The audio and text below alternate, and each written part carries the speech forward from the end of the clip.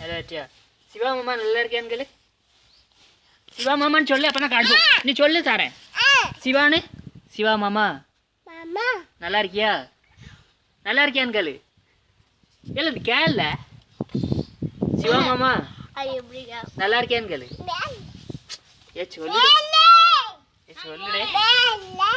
சிவா நல்லா, சிவா மாமா மேலாம் போகக்கூடாது.